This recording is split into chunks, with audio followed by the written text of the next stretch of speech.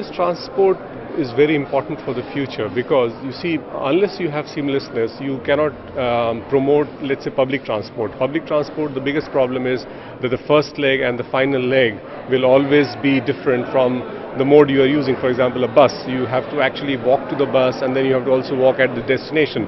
So if you're talking of personal mobility, then unless all these three legs, the main leg and the two beginning and the final legs, are seamlessly integrated, I think it will not be attractive enough for people to divert from the cars to these sustainable modes. And in countries like India, you see, car ownership is very alluring, is very attractive. It's in the West, it's already there, a habit. You want to change the habit, so it's more difficult. In India, our problem is that we should not get this habit in the first place, then it becomes easier.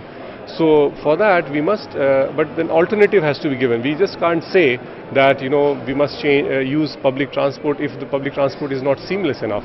So in the first place, we have to give an opportunity or an option for the people to travel in seamless transport, public transport, so that they are not, you know, used to cars. And even if they own cars for aspirational reasons, then the usage of that is minimum possible.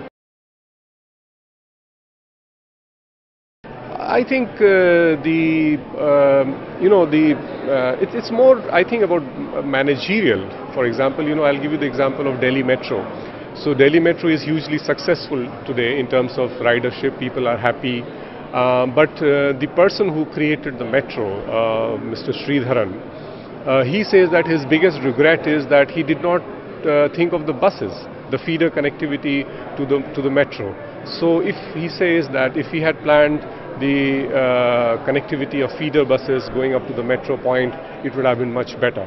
So I think it's, and that he couldn't do because, you know, he was in the Delhi Metro Rail Corporation. So the only mandate for that corporation was to set up the metro, whereas the larger public transport area was not part of his mandate. So these institutional barriers here, so greater integration between the city authority and these corporations, that is required. I think that is a big barrier, because even if you have the finances, if you don't plan them well and you do not integrate them, it will be an issue. It will be difficult. Well, summits like this, I think they open the minds and they give you ideas from different parts of the world. So you have, you know, countries represented from advanced countries like Japan, Germany, and, you know, who have good public transport, and countries who don't have them yet. So for experience sharing, for understanding, for partnership, knowledge, for meeting people, for generating ideas, I think this is a very good forum, very good center. Well, I think the special point is that this has the decision makers, it has the ministers. So that gives it some, at a policy formulation, policy making level, a higher edge, because here you have the decision makers themselves. So the ideas that they take, the interventions that they have, is possible to get, you know, implemented. So that is one very good edge.